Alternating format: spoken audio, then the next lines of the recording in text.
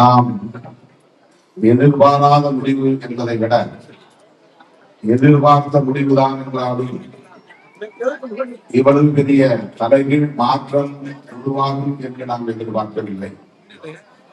காட்டுமன்னார் கோயில் தொகுதியிலே நான் போட்டியிட வேண்டும், தமிழ்நாடு மாநில அரசியலில் நான் ஈடுபட வேண்டும் என்றெல்லாம் தேர்தலுக்கு முன்பே சிந்தித்ததற்கும் முடிவெடுத்ததற்கும் என்ன காரணம் என்பதை இப்போது நீங்கள் புரிந்திருப்பீர்கள். உங்களுக்கு அதிலே ஒரு தெளிவு கிடைத்திருக்கிறேன். மீண்டும் மீண்டும் நான் அதற்கு விளக்கம் சொன்ன தேவையில்லை. விடுதலை சிறுத்தைகள் கட்சி தமிழ்நாட்டில் ஒரு தவிர்க்க முடியாத சக்தியாக இருக்கும் என்பதை நாம் ஏற்கனவே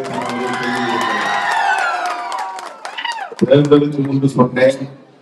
ஆட்சி அதிகாரத்தை தீர்மானிக்கிற சக்தியாக இருக்கும் என்று சொன்னேன். அதெல்லாம் நடந்ததா இல்லையா? அதே போல தமிழ்நாட்டில் தொங்கு சட்டசபை என்ற வார்த்தையை நான் பயன்படுத்தவில்லை. ஆனால் அரசியல் சூழல்கள் மாறும், அணி சேர்க்கைகள் மாறும்.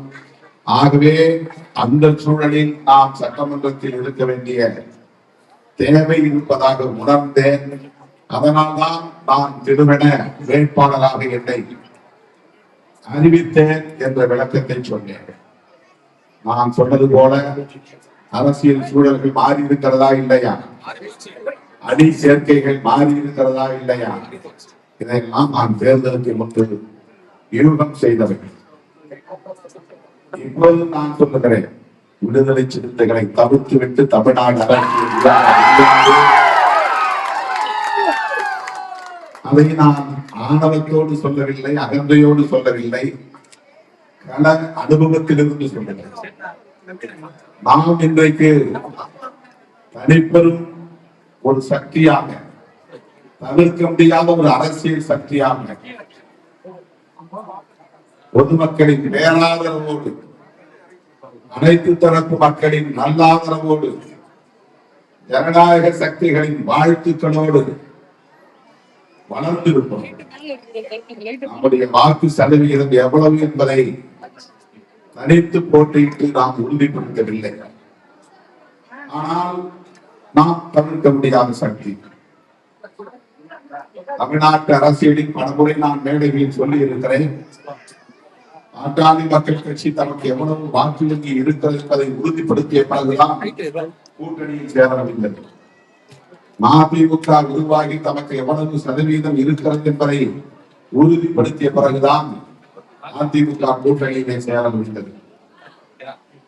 தேமுதிக தனக்கு எவ்வளவு வாக்கு வங்கி இருக்கிறது என்பதை உறுதிப்படுத்திய பிறகுதான் அதிமுகவோடு கூட்டணி அமைந்தது.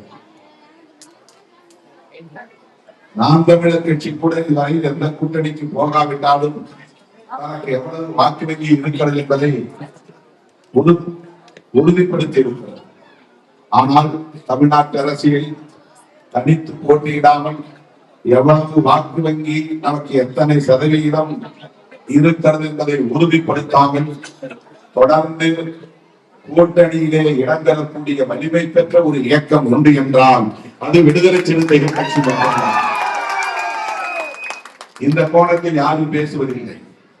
எந்த தேர்தலிலும் நாம் தனித்து போட்டியிட்டு எங்களுக்கு இத்தனை சதவீதம் வாக்கு வங்கி இருக்கிறது, எங்கள் வாக்குகள் உங்களுக்கு தேவைப்படுமானால் எங்களை கூட்டணியில் சேர்த்துக் கொள்ளுங்கள், எங்களுக்கு இத்தனை இடங்கள் கொடுங்கள், இந்த பதவியை கொடுங்கள் என்றெல்லாம் நாம் பேசவில்லை. ஆனால் விடுதலை சிறுத்தைகள் கட்சி திமுகவுக்கோ அதிமுகவுக்கோ ஏன் இன்றைக்கு தாவியக்காவுக்கோ கட்டாயம் தேவைப்படுகிறது.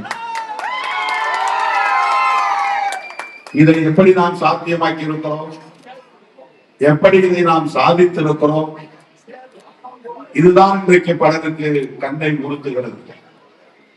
ஆகவேதான் விடுதலை சிறுத்தைகள் இப்போது முன்பு போல இல்லை என்றெல்லாம் பலவீனப்பட்டதை போன்ற ஒரு தோற்றத்தை உருவாக்க பார்க்கிறார்கள்.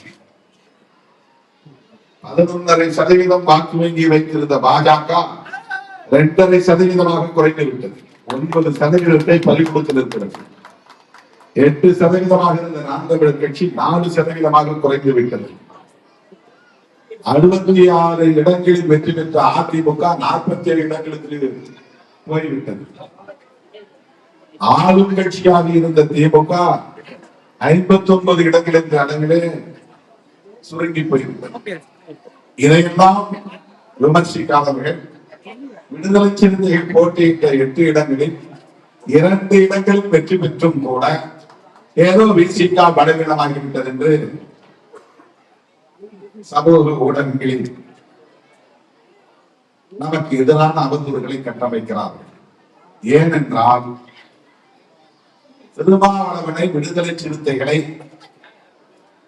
தமிழ்நாடு இப்படி ஒரு சக்தியாக அங்கீகரித்து விட்டதே, தனித்து போட்டியிடாமலேயே அங்கீகாரம் பெற்ற கட்சியாக இது வளர்ந்திருக்கிறது. தனித்து போட்டியிடாமலேயே தவிர்க்க முடியாத ஒரு சக்தியாக இருக்கிறது. 2 சீட்டு தானே என்று ஏரணம் செய்தவர்களுக்கு அந்த 24 மணி நேரத்தில் அந்த 2 சீட்டு அது எவ்வளவு பெரிய வலிமை வாய்ந்தது என்பதை உணர்ந்திருப்பார்கள். அந்த 2 இல்லாவிட்டால் ஆட்சியே இல்லை என்கிற அளவுக்கான ஒரு சூழலை மக்கள் ஏற்படுத்தினார். அதையும் நான் அகந்தையோடு சொல்லவில்லை, யாரையும் குறைத்து மதிப்பிட்டு விடக்கூடாது. 108 இடங்களில் வெற்றி பெற்றாலும் சிறுத்தைகளின் 2 இடங்கள் இருந்தால்தான்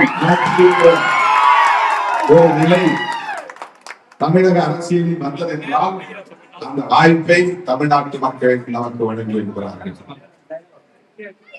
என் தாய்படி என்று நான் பெருமை பொங்க சொல்லுகிற காட்டுமன்னார்குடி இந்த அலையிலும் 33,000 வாக்குகள் வித்தியாசத்தில் நான் டெல்லிக்கு போய் இறங்கினாலும் இந்தி பேசக்கூடிய நான் பார்த்த உடனே வாங்க கிங் மேக்கர் நினைக்கிறான். யாருமே தெரியல, அவங்க எல்லாருமே இந்தியா முழுக்க போயிடுச்சு, உலகம் முழுக்க போயிடுச்சு. கிங் மேக்கர் அப்படின்னா அரசனை உருவாக்கக்கூடியவர் அப்படின்னா, ஆட்சியாளரை உருவாக்கக்கூடியவர் அப்படின்னா, மணிமகுடம் சூட்டக்கூடியவர் அர்த்தம். தான் அரசனாகாவிட்டாலும் பிறரை அரசனாக மன்னனாக சிம்ம நாற்காலியில் அமர வைக்கிற, சிம்மாசனத்தில் அமர வைக்கிற வலிமை பெற்ற கட்சி விடுதலை சிறுத்தைகள் கட்சி.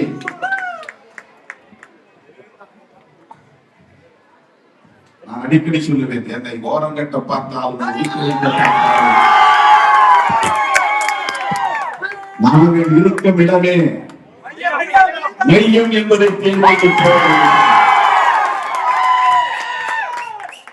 நீங்க 4 சீட்டு கொடுக்கலாம், ஓரம் கட்டலாம், 6 சீட்டு கொடுக்கலாம், ஓரம் கட்டலாம், 2 சீட்டு மட்டும்தான் ஜெயிக்க வைக்கலாம், ஓரம் கட்டலாம். ஆனால் சிறுத்தைகள் தான் மையமாக இருந்தார்கள். இதெல்லாம் நான் குறி சொல்ற மாதிரி சொல்லியிருக்கிறேன். ஒரு தம்பி சொன்னாங்க, நீங்க எங்காவது வேப்பமர தடியில உட்கார்ந்து குறி சொன்னா அது படிப்போம் அப்படின்னு. நம்ம அரசியலில் எந்த லாப நட்ட கணக்கு பார்ப்பதில்லை, மக்களுக்காக தொண்டாக்குகிறோம், அவ்வளவுதான்.